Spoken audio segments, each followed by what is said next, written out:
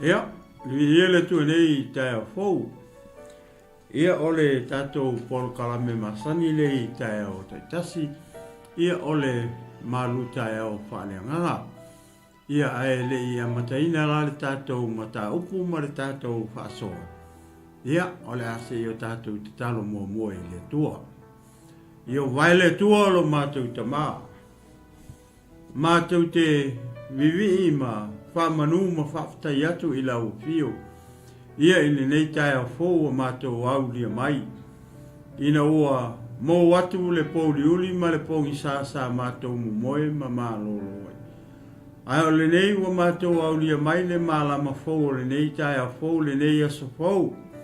Ua e whaai ua e whaau pōpo i aso lo mātou ola. Ia o mātou no nofo mau le nei lalolangi e le tu mau. Ona mātou whape atu ai le nei tae a fauta mai a vi ia lava oi. Ia whamanu ina o lou suafa fo i atu le vi inga o le whamanu ma le whane tanga i lau fio i le nei tae a fau. Da maa whaftai lo mātou ola o lo e whawai o lo e tulu i le ola le mānawa. I o mātou tangata i le aso ma le aso e peifo i o nei tae a fau lo mātou atua. Ia, whaftai mea uma o e saunia mo i mātou. Maiso mea tau se elo mātou ola li tino le nei tamā. O mea e ai, o vai e inu o lava e ufi ai o mātou tino. Ai le ngata i lea tamā o le ea manino o le ea mamā. O lo e fo ina pea, o lo mātou mana wa ina lea. I lea aso, ma lea aso o lo mātou tua. Ia, fo i atu mea uma o le vi inga ma le whane tanga i lau fio. Ia i le nei tae a fou. Ta mau o saoni. Ia o te tautarangia lau a fionga le nei tae au ta maa. Ia o te talitonu o au uana o satanga tau te vai o te leilo se mea o le ala lea o te talo ai ta maa i lau a fio i lau soa soani. Ia, au ina mailo wanganga pa ia e whitalai. Ka pena ona moli o lau upu i ai o whinangalo maloto o tangata e maisi o lau e kāre sia pa ia. Ia i le nei tae au fau. Tau lava ina ia whao ngā mailo leo, malo ngutu wha ngā iu i fo i le lau lau whaiwa. Ia e whetalai pea oea ngā pa ia i le tae au le nei. E te moli o lau upu i ai o whinangalo maloto e maisi o lau e kāre sia i le nei tae au fau. Ia amataina e lau fio whai uina e lau fio amaea. Ia tele ama mau lunga sevi inga o lau fio. Ia e tu mau pere whata waa i le tangata. Ila ungoa. Iesu o te talo ma lau atu e nei. Amene, ma amene, ma amene. Ia, fia lava e whatalo whatu. Ia i lau whasausaunga sa moe nei tae a fau. E le manatu ma le talitonunga ia ua e maleifua mai o tō whanga. Ia i le nei tae a fau. Ia i le lofa ma le anga le leo le atua. E ala le lana puipuinga ma lana leo leonga. Ia i lo tō soifua ma so mata. Wola i le ngata po i lea. E le talitonunga ia olo i e pea le whamalolonga le atua. Ia i lo tō soifua i nei tae a fau. Ia fo i le vi inga ma le whamanu i le atua. Ona olona alofa malona anga lelei. Ia ua mafuai o na tātou toe wheiloa i fia. Ia i le nei tae a fōi lumo nuu a ele o tua o nuu. O a ele o afe maini mala mani whalawelawe. Ia maise fōi o le whai ngā malanga maliu male oti. E leo mawhai o nā whea i. Ia a inga e maise fōi o maota malawe nei tae a fōu. Ia whataro whai tuai la. Ia male anganga. Fia tele nei tae au fōu ia i lau whasausaunga sa mō whapitoa se whatalofa. Le au whai ngā luenga pa ia le tua o lofa pēnā ona tala whauto i tua fio hao te aroa nei ia whapea tulu inga umole nei lalolangi. O whea o e a fio ai ma e ngalue ai le ngā luenga le tua i so se tafol nei lalolangi. Mai e maua mai e nei por kalame nei tae a kou. Ia whatarofa atu e te ori tangata o le atua malo wharitua. Ia malo le ono sai malo le whatu atua. Ia i le ngā ruenga le atua. Whatarofa atu po tino ke riso. le au paia ma le au pele nei tai au fou ia ma lo te talo o ele te tonu o lo te talo ia o le o mau ai pe le malosi ia ele ngata o nei au nanga o nisi o nanga alo mata mafana o Samoa ia o lo fa pena o na moli e to i pe le upo le malo le tua ia i tu tonu maota malau e le aso ma le aso ia a malo te talo a talo fatu ai la ma le nganga fa lo ia te oe le uso ia ma le tua fine i le lei ia le ngata po i leo uo ma pa anga le Global Kingdom TV channel ia o lo fa pena o na fie pea e langolongo ina foi le nei ala leo ma le nei ala ata ia ele ngata i tonu New Zealand nei ia e fa pea ia e o mai moa ma mai atunu mau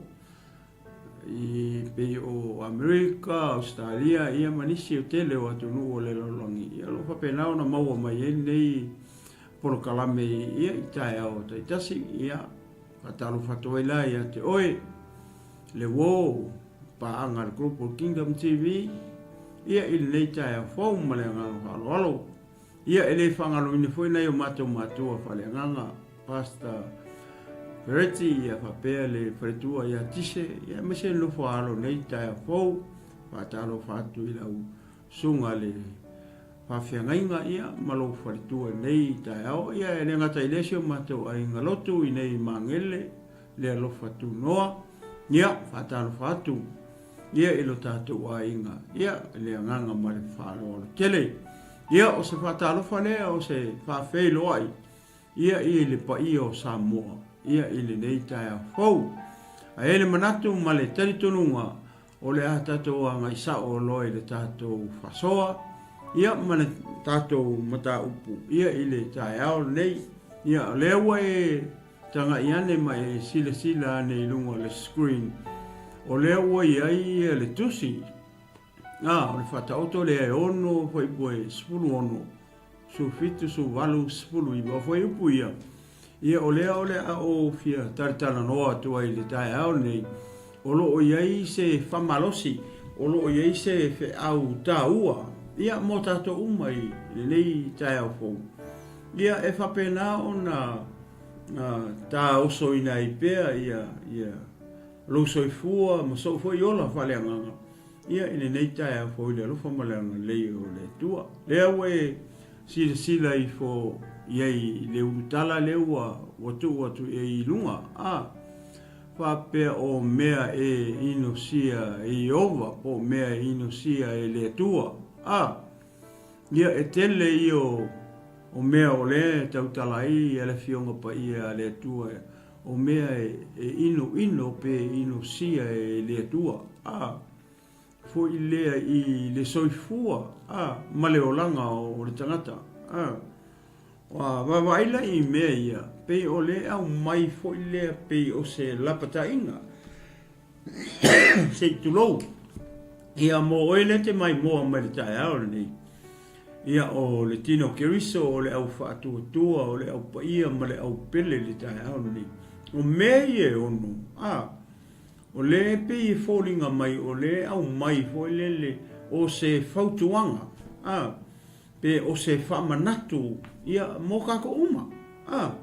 E le whapea o le a o sau i o te tautala tu ai ma laulau atu mea ia. Ia o tau, ia maratou sila mai moa le tae au nei, ia e ku ese ia, pe excluda ia ui mea ia. Ai o le au ngā hoi lea, o te fie foi ia ui e tuu ai maa utu tonu. Awane i au wholofolo atua matau atu ia au sola ese ia. Lea.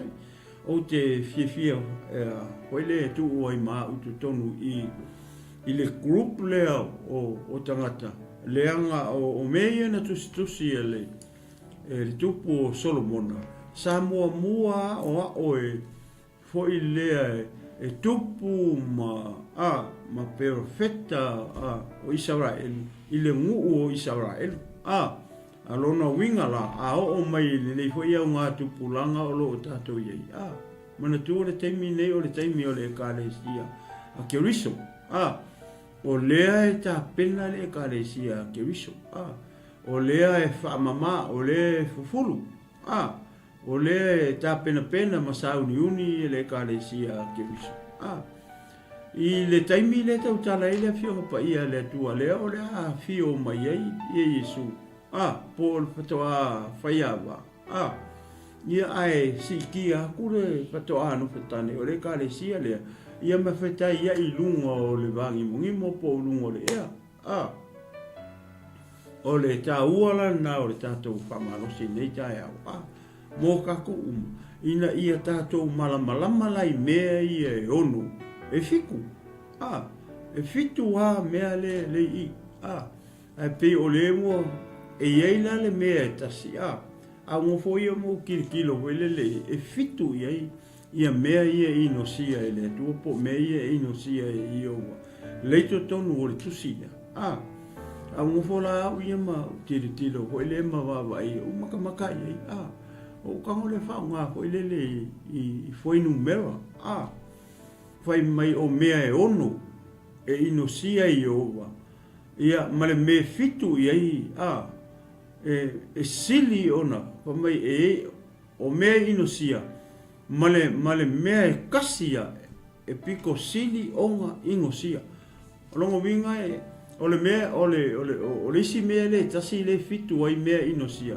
so o le kamala lea sili aku nga worst sili aku onga leanga pe sili aku onga makua ingo sia lava e ova mai mea umai mai mea e ono le mo vai le o pi mali o le o ma vai fo mata i o ka le fai le fangu mela o le ongo fa popo le tasi ia o iko fiku iko seven va pena so pata o le ngumela fiku o le mele kasi pe ongo fai ku le fa mai foi le pico sili aku nga ingo sia a foi ele tua o le ala o tamo fai foi le fai tau atu ia le tusi ma upu ma le maule se yo tato fa longo le ala ia mea ia ina ia o ina ia ule kau kalaku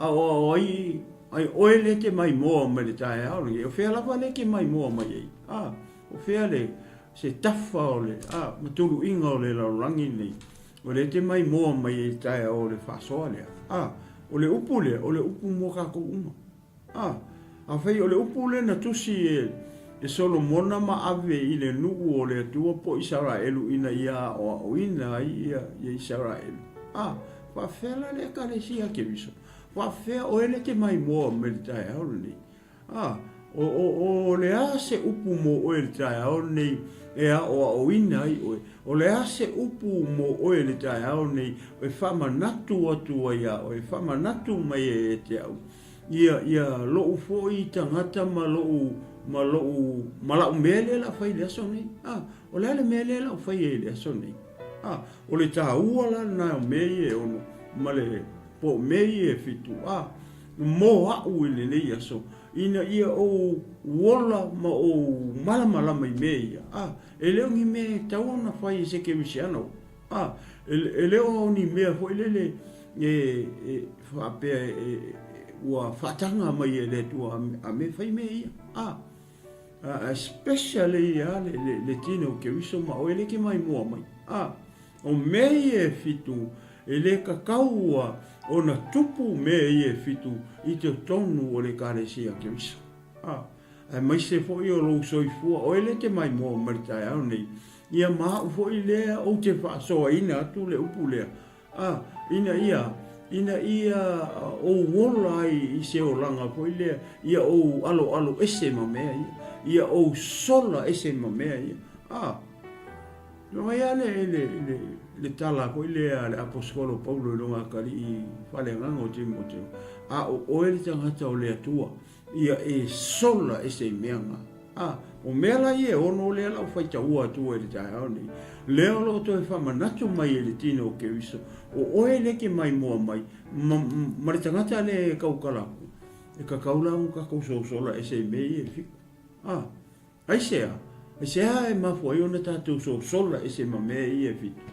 Lea lau fai ka ua kua, le wha mau mai i le tusi le o whata otu. E anga o mea e whano o i tātou. E whano o tātou, lea o mea ino sia e le tua. E le fia i e le tua, a e whai e se kewisano. E le fia i e le tua, pe a whai e se tangata whatu tua. E le fia i e le tua, pe a whai e se tangata ua i atalia Yesu e vea marima wha ola. I lona soifua ma lona ola. E le fia i le tua. O le winga la ola whamitalanga le tae au nei, o le upo le tua, ma le vahenga lea o le au tau whai tau atu e whaasoa tuai. O se lapata inga mo oe, o se lapata inga mo au, o se lapata inga mo tato uma, o se whamanatu mo oe, o se whamanatu mo au mea ia e ono o mea e ingo sia e lo kako wakua. O lera kako me whai, kako so sola e sei. Ai sea lenga o oe o le tangata o le atua. Ai sea lenga o au o le tangata o le atua. Ai sea lenga o tātou o le ekalesia ke wiso. O i tātou o tangata whaatua tua. O le au pele a Yesu ke wiso. O lana ekalesia. O le au whaatua tua. A whai o tātou te ola ma whai mea ia. Leua mai whaalapata inga ri tae au nei. O se upo toi whaamanatu mai e a oe mau. Tātou o whanau o le tua. Kako sola e se la ma mea. Auangi o kako wola inga mea, le anga o mea ia, le mako i mangingo le mai i, o mea ino sia e le tua. O whape i mai lo soifua, o whape i mai lo ua ufo i olanga. O malama i mea i e ono. A whai o lena o ia Israel manenu o le tua, what about the Church of Jesus Christ? E o inga i me i e fiku, o le kari, i e te tau o na o ina i o ele ke mai moa mai, ia maa umai kako uma, o le tine o ke viso.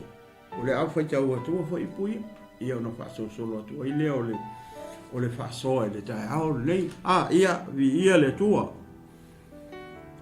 Whai upula e sifuru ono, se o whai pasuru iwa, le a umano to e whai tau atua, i lea ma le whai upo e lusfulu, pa pēla le whanona whai tauina, o mea nei e ono, ua ino sia e Yehova. To e whalongo lei mai, o mea nei e ono, ua ino sia e Yehova. O lona fitu foi, ua matua ino sia lava e ia. E ongo mea ino sia. Ai ole fiku, ole mea ua makua i ingo sia e le tua. Ongo malekasi ua fiku o mea ia e ingo sia e le tua. O mea ia ongo, o mea ingo sia e le tua. Mea ia ongo, a ole fiku, a ole isi mea tasi le plasma i. E fitu ai, lefa me le fionga pa ia le kua. O le makua i ingo sia lai le tua le mele kasi. Le plus pe added i mea i ono lenga le ka mua mai. O le matango fie o le mata upu lea. Ma le whaasoa le e tau whaia moli etu i ai o fina ngalo ma loto le tino ke riso le tae au le nei. Ia kako malama i mea ia. Wai mawhaia o na tato i etu tonu o le kalesia ke riso. Ai kako ke malama i mea ia. Ai sea, o le whapongi sa kako e sakangi. Leanga o mea sakangi.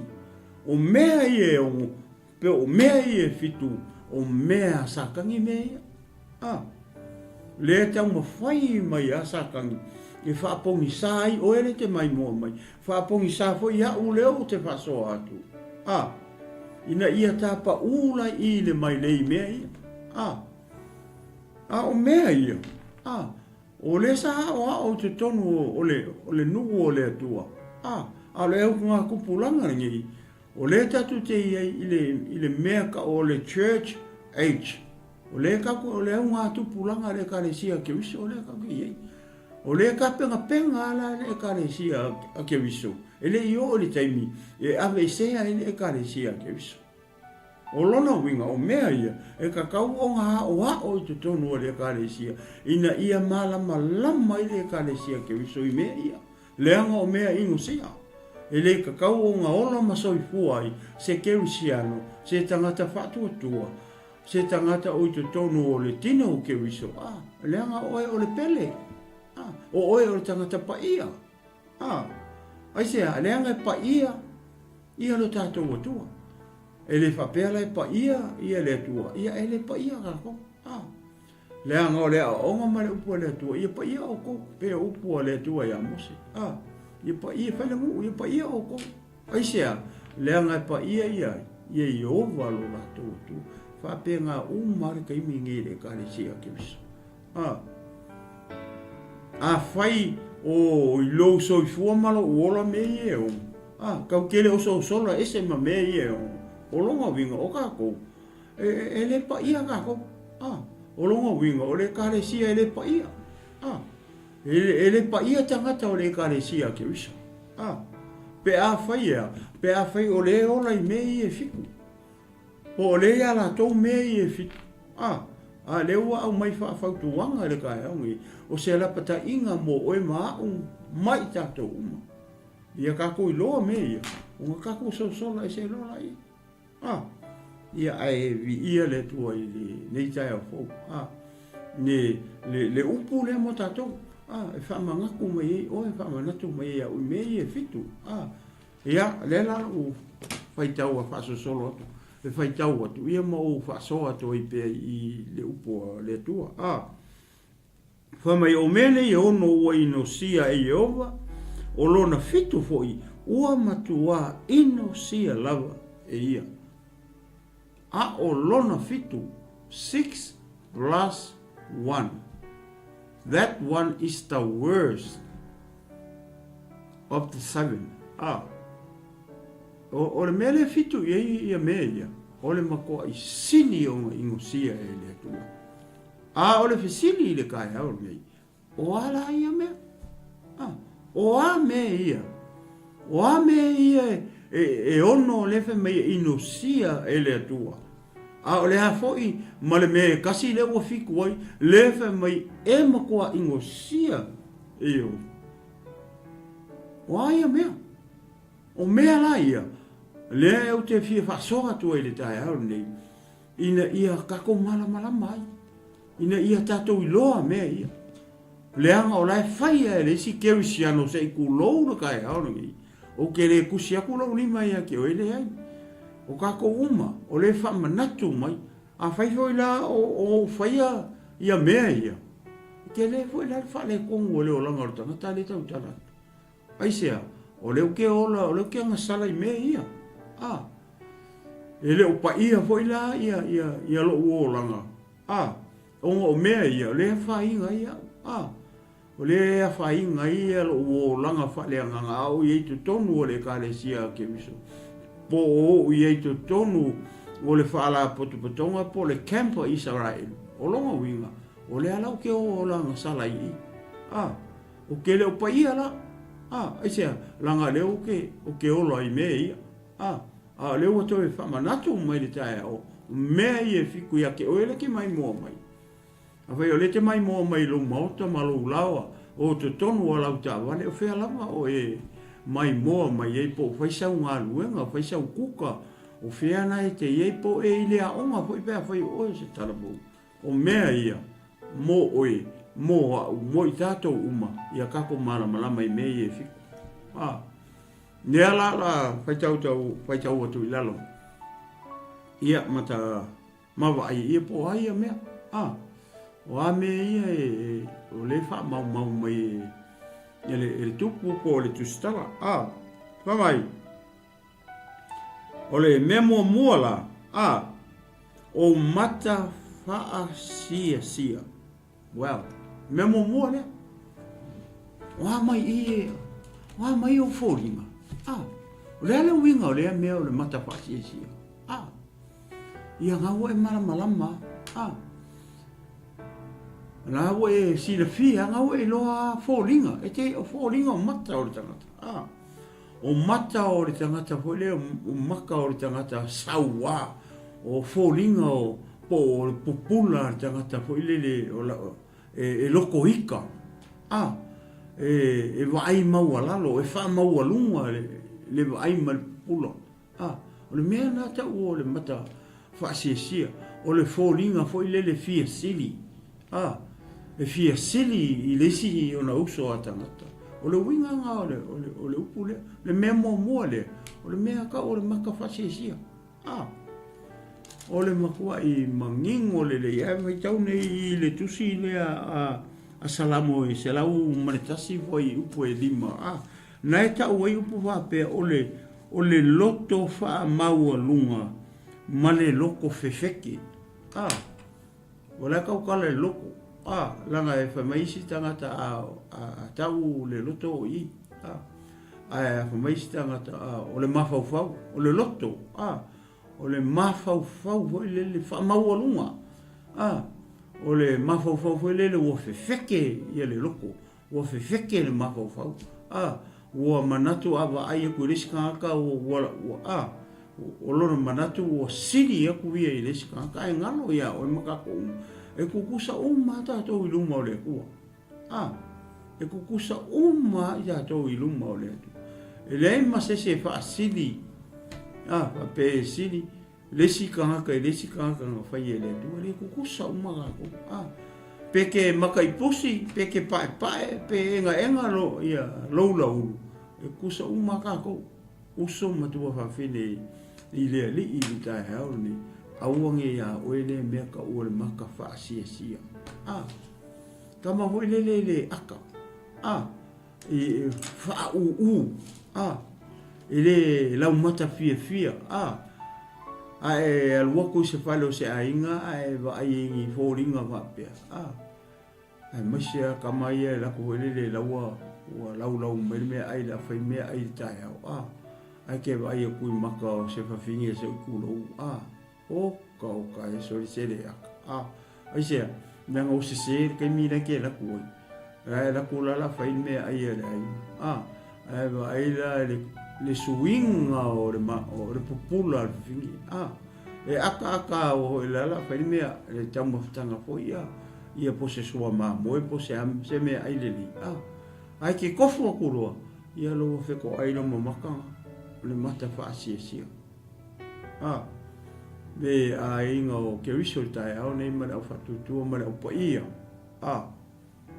ia e mana mai le mea le are me taun tatou pa ia kako sola e se mako inga pōringa mo le loko whamaualunga ma le loko whewheki e alai o ngā kupu ma whangau le mea lea ka o le maka whaasiesia ke lo mata whaasiesia e le fia o inka haka langa ka umai ai makara ai ka umai ai makara le fia ke vai la i ko e afe o inga ala vai la kilo la fe alua i mal mata whaasiesia a fai la e whapenga se ke usiano o mai mo meditai au ni i o ka soi i ala vai awangi e ko e maka whaasiesia ai maka fia o la opposite o le maka whaasiesia o le maka fia a fai o le ke maka e le makarea e maka whaasiesia o le me le kia i e lor kai o i le makarea ai kui lo le maka fia ia vi le tu ni tai o me longa rua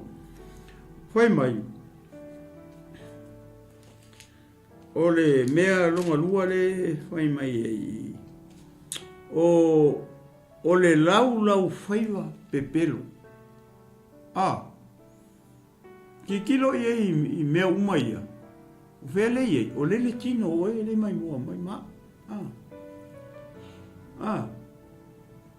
e fai lau faiva ia e fai foi lau faiva o ngi kaka kaukala e kofu a kako ma lau faiva leanga o mea na tā pena ma fai e le atua mō tangata uma mea ngau ke vea kuai e kukusa kako uma au ke maka whaasiesia ai sea leanga e fai lau faiva e fai foi lau fai e le fa penga o nga fai e le kua lau fai ai misi a kose lau fai i tangata le kaukala ia po isi o kako uso ata le me ngau fa ko e kukusa kako ai sia la nga fai o maka se kulo fai o maka fai lo wisu fai o karinga e fai la lo fai e fai lo fai le me na o te fai tu e kukusa i kako a fai kaula fi o pa ia le tu e kusa fai kako man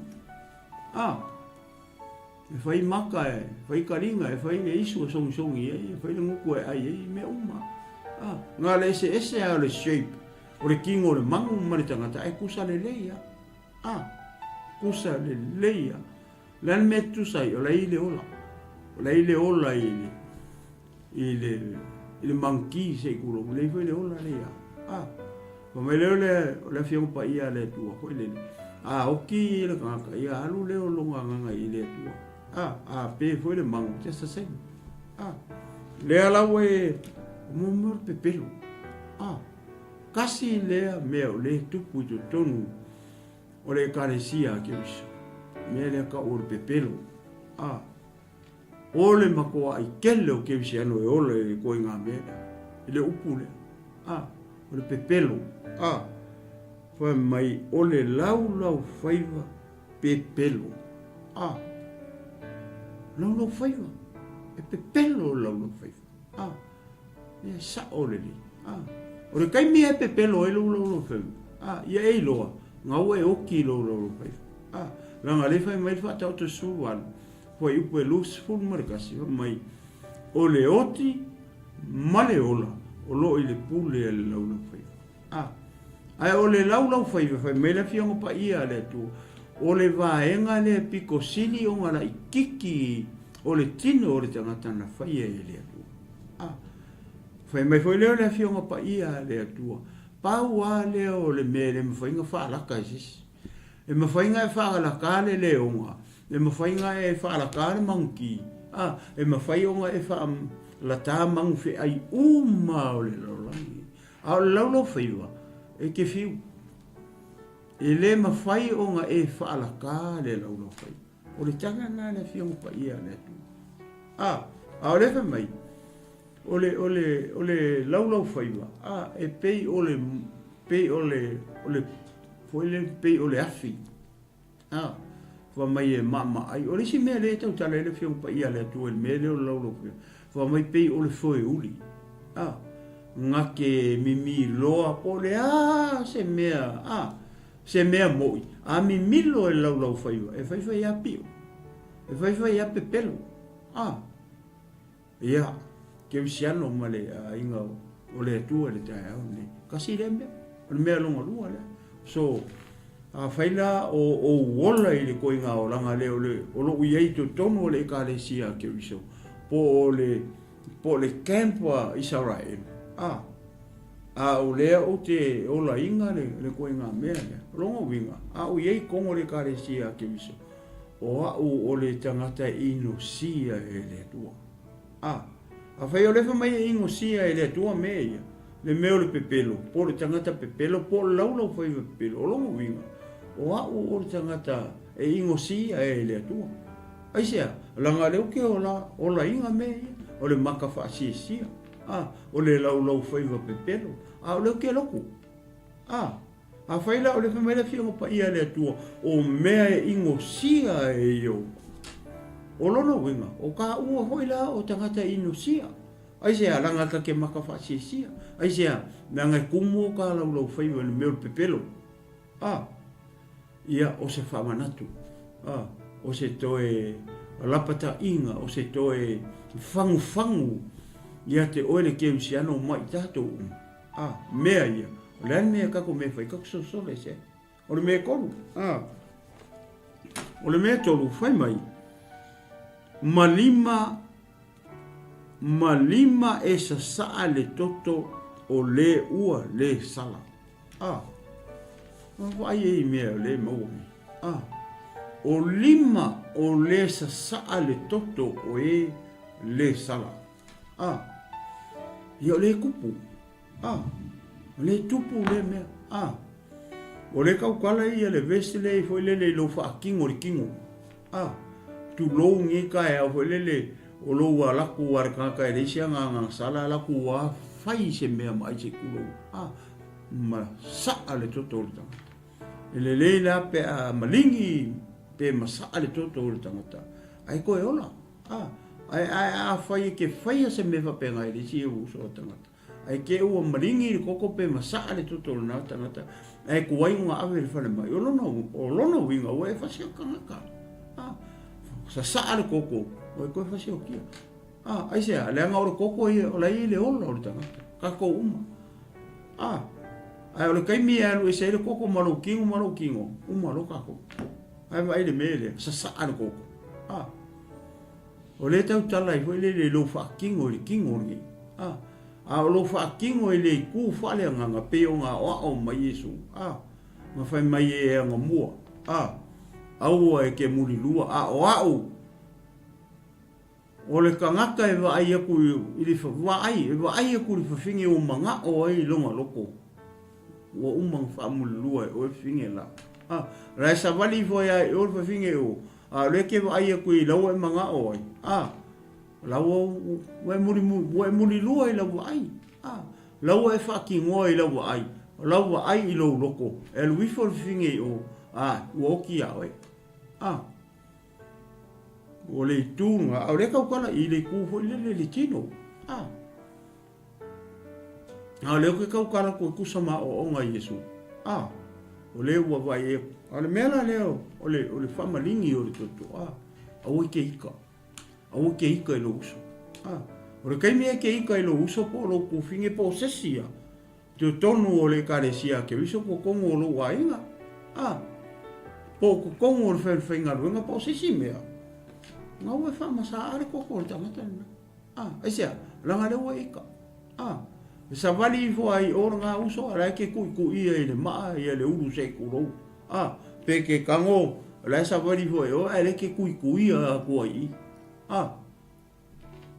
ma vai le mata mo fio le upo le tu pe ka ko ai i me fa le ki mo pe ka ku kilo la ile tu fa le nga le ka penga ia le ka le sia ke iso ile au nga tupu langa le ka ko so le ka le sia ke iso wake up fa ia i lungo tatu ka ko wa vai le kelo o onga ma ko fa manga ko le to le ko no inga ia ka o so inga e lu so fu malo o ka ko fa kali ko ile aso le o uma fa i loa mai ele atua e ala i langa upu e a fio mai e li ai le pua ale atua ma le leo le angu si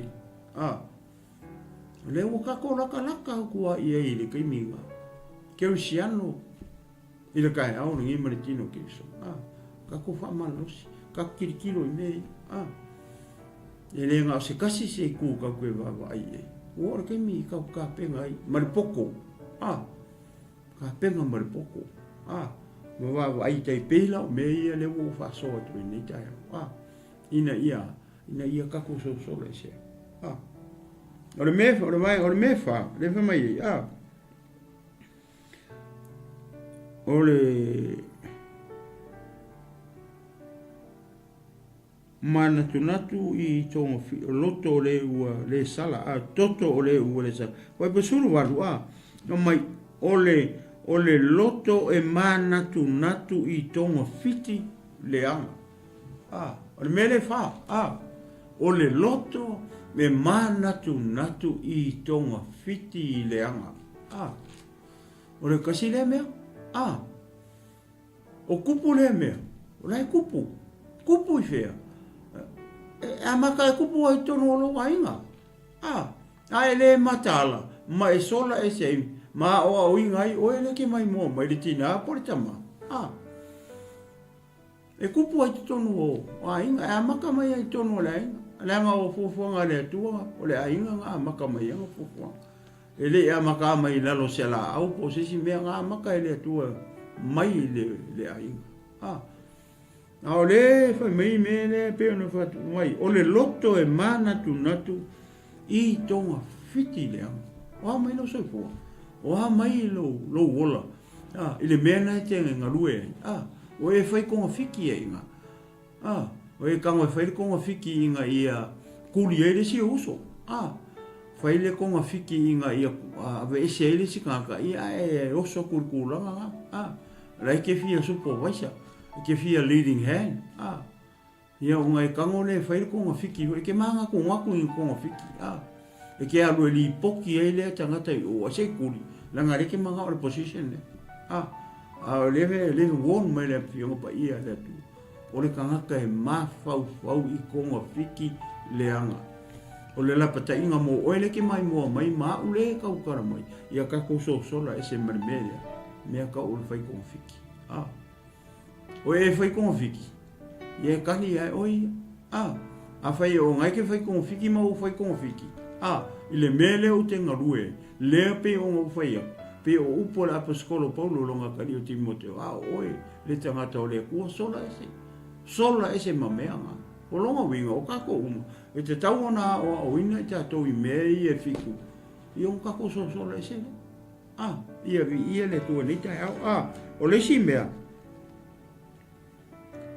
o vai e tele vavave ona tau fetuli ile leanga o le ala winga o le mea o vai e tau fetuli e tele vavave o vai e tele vavave kau fekuli kau fekuli ile leanga o le kaka foi le ua ola e momo e koe le mea alu le mea le ngufo le se mea kasi e su e kala e whaalongo kala e ave kala whaalongo kala I ave o maua mare kala o koe kiri vai o mai le kala o koe sa koe mai I le menga maka koe vave o vai o soku o fale o le a inga vili e ku fale o le a inga teksa ku I le kinga teksa ku I le kama ke ale o vai po sa ona menga fai se kuru o le fai lo ko rua ele are ke text I le si fingi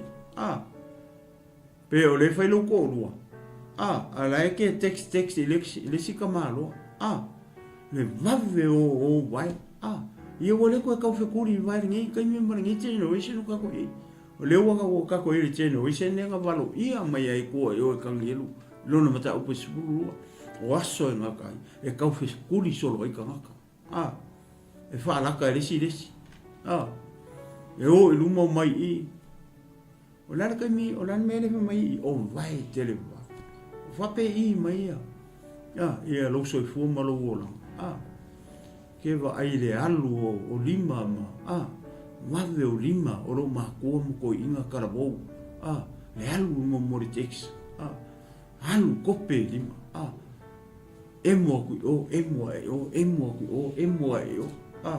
ka kangi ke fongi ni ska ka vili ko wa ma mele le o lo le o lo mele le nga ka u aungi lo ese e kare sia ke wiso le tai o wake up makala mea ia pe no fa so to le tai o le na uma ma lo le sai mai so po vi le tu ka o le upu mo ka ko o se fa manato mo ka ko o se fangu mo le tino ke wiso o le ke mai mo mai ma u foi o le upu le na to mo ta to le tai ia e ka oso I ngai ia lo so I fua fa le nga ma fo kwa yo excited la ben maka upule ko fai ai se ala le anga ya o le anga ia ke u ia na mata upule o ke ka la ke le so nga o nga ia ke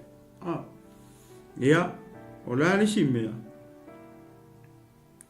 o le tau fituli ile le anga le o ma ole moli mau pepelo male tautala I mea pepelo ole ongo lea ole ongo lea ole moli mau pepelo na te tautala I mea pepelo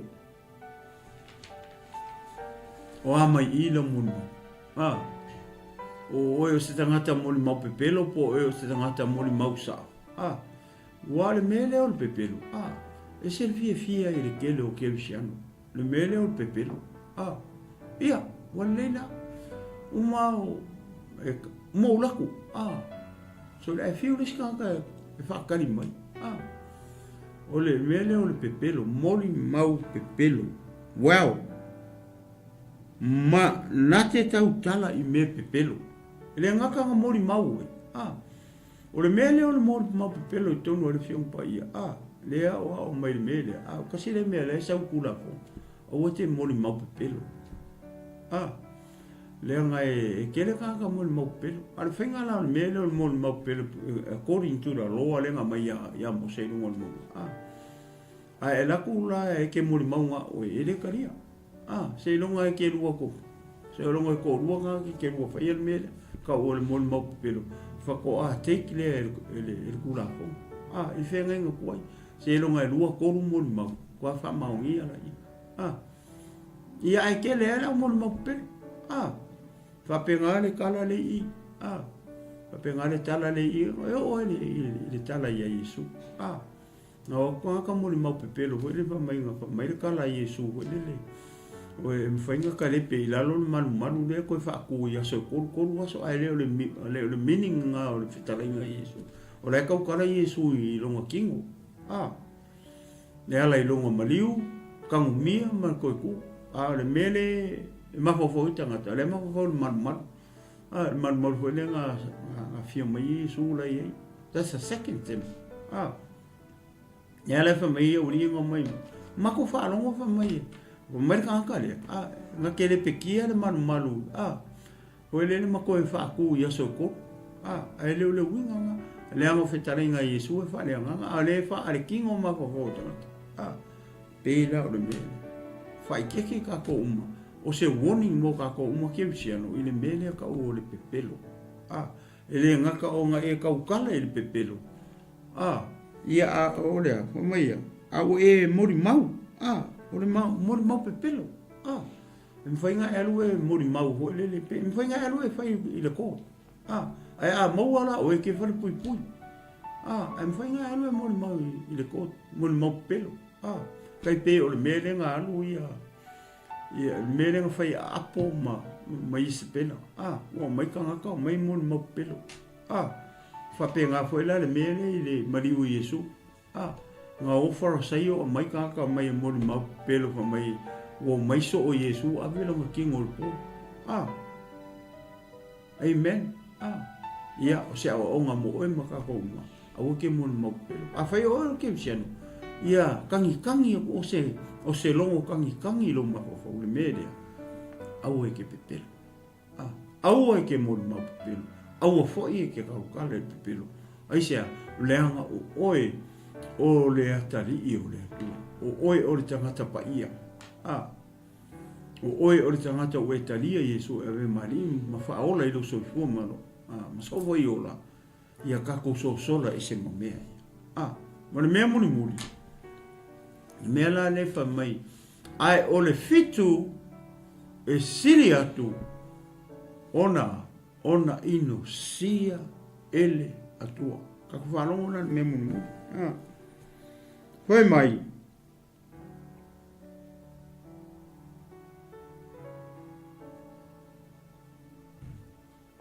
malena ia lela foi mai o le moli mau pepelo na te tautala I mea pepelo ma le na te tupu ma senga I uso o le mea la le fiku e mea o le tangata na te tupu ma senga I le wā o uso wow o mai oi o e whaia se me whape I le wā o e ma uso le va o mo tu fa fini o le va o mo uso I tonu o le kalesia ke viso o e fai se me fa pe ale mo ko mangingo fai o le ke fai se me fa pe I to tonu o le kalesia ke viso o uso le kingo lai o ko ro waina le na to fana nau mai I le surunga titietas o uso foi nga o uso nga I le kingo o uso le I pe o isa ora elu le nga ave i le kusi le e fa pe nga foi lai kongo le kalesia o uso le kongo le kalesia o uso mau ko fa finge fa ale nga i do tongo le kalesia ke uso a faila o e faia mo faia se a mio a pe i do tongo le kalesia ke uso ona fa manatu mai le o le upo le tua i le kai au ngi ya o ma ne mea ngai ke faia ma le mea leo ke faia i to tonu o le kalesia ke riso i to tonu o lo ainga i ko kongo o la unga ruenga i ko kongo o le unga whea lava o le mea nga lea pe a fai o le kau ke faia o le mea le piko sini aku onga ingo sia e le akua o lea o lo whaakupu ma senga i le wao o uso o uso i lo ainga lea nga kou fana nau whaatasi mai. O lo uso i kongo le kalesia ke iso. O le alau mele whai ngā re whaakupu leanga i. Ngā re whaakupu misa i. Ngā whai oe matangata misa makau e le kalesia. Mama lepe e le kalesia ke iso. Onga lea, onga lau mele whai. Wa mailo wa inga ri tino. O mau popo lo wai a fai o lene lei lo wai ele o kupo i me i mea fa pe o lono winga o oela leke mana me wala ngole misa oe malo uso malo ko fingi malako fa ngau le anga leke mana me ai a fai ke le kau i le fasi maulia ma le fasi fai kau le tonu le fiongo pa ia le tua o le mea lana nga e a inga misa oe malo uso o le mea ngai a reinga misa oe malu kua finge malanga whaangau. Ma kua i le ai ma se mea kau se whēra whangi. Ai sea, ranga i le kere i kau whasawai kau le. E ke le o i loa ma e malama. Le mea ngai ke whaia, o le mea piko sini o ngai ingo sia e le kua le mea ngai ke whaia. Ai sea, ranga i le ke lua le o ngofo le malu uso malanga whaangau. E ke le o lua ngofo le malo kua fingi, mo kua whawhingi malako whangau, mo uso malako whangau. O sea, langa ke le o malama ni merea, e ke le kau le maulea, e ke le i whaita wina le fionga pa ia le tu. Ai sea, langa ke le fie whai kau kusa pa ia. Ai a whai lewa e whawhonga mai li tae au nei, lewa o kau kala aku, o au o se kangaka lewa o mori mau aku le upo le tua i le merea. Vi ia le tu. Ia e kalia le upo le tu. Kako wha maua lalo makalia le upo lea. Inga ia a vea i tātou. E whearo whangi. Ia uso makua whawhingi. Ai a whai e ke leo malama mai kaule whaspai kaule. O longa winga. O lea e ola ka ua i se o langa ingo sia e ioga. Ingo sia e le tua. Ai sea. Nanga fo ika kele o fai se leinga ele vaus. Nga o misa makaua me ia ka pai. Le ufa manatu mai le upo le tua le tai au. E ka le sia kius. Ia avea oe o se kanga kai kele kui le va o uso mo ku fa fingi. I to tonu o lo wainga, i to tonu o le ka le sia ke wiso. Ia avea oe o se kanga ka. E fealo fangi se ka le sia. Whearo whangi e se ainga, whearo whangi e se ngaruanga. Ina ua e malama lai le upo le atua e pei ona mori mau atu nei tae. Ia, tau nei e whamanuia mai le atua e le upo nei tae au kou. Anga le lei atu le anganga pa ia o le atua. Wha atoa atu e le anganga pa ia. Nga lana upo i lau fina ngalo malam loto i le tae au. O le atatu whai use tau. Io vaile tua lo matou tama. Whaftai mo lo upu. Leo e whetalai le tae ao nei tama. Ia e ao ngā mo i matou. E ao ngā i tino kris. E ao ngā i tonu o matou ai. Tama whaftai mo lo upu. E le ato se tala mas whasoa lau o oma. Ai o talo tama lafo ai atu lo pa ia. Na te moli o la upu le tae au ni ai o fina ngalo maloto o tangata. ina ia lawe ina se nganga molo malo. Ai fa sili ina. Ona fa malo sia ile tino keviso. Ina ia tasi le tino keviso. Tama paftai molo. Se upu o te utala iei wale tusa malau fa fonga le kai au nei tama fa mangalo mai o lau o onga. Ia fa manuia nei o nanga. Fa manuia Global Kingdom TV channel. Fa manuia ia le o ona ia Mike le talo ia lau fa malo longa ia te ia. Fo ai le poto mana tamai awale fa lau te le ina o le nei fale ia lo matou atua. Ina ia lawe ina ni nganga se tele molo malo. Ai mai se o nganga o sio matou atunu pele o Samoa. Ai mai se wo mai masani o mai mo mai ma mata mai le nei ala leo ia tunu mamau tama o te talo o te talitonu ele pupu o au. Ia o atu e lau upu, ia o atu e le mana o lau upu malau wha unga li tai au ni. O ai se whalongo matalia, ia vi ia ai o lau fio e whawawau. Ia whamanuia le nei maota ma le nei malu ma le nei lau alo mātou atua. Ia iei lo mamalu i to tonu o le nei whale lo mātou atua. Ia whamanuia foi lau whai ngā luenga, o a ngai mai e so. Ia mamu moli le fu'a o le tala lei nei tae au fau. Ia i to tonu maota malawa lo mātou atua. Tama whamangalo mai au o lau o. Ai a tele mamau alunga se vi inga o lau fio nei tae au fau. Tama e ala i lau upu. Ia e vi ia ma vi ia ai o e whau. Ia tu mapere whatawa ia te au o lau o. Ai a tele mamau alunga so vi inga lo mātou atua. Ia i lau ngoi Yesu o tanu mwala au to nei nei te ai au. Amen. Amen. Amen. Ia, mai a te nei le tinu mala folo. Ia o te fatu sa mo nei tu la o te ai au to fasoifo. Samoa.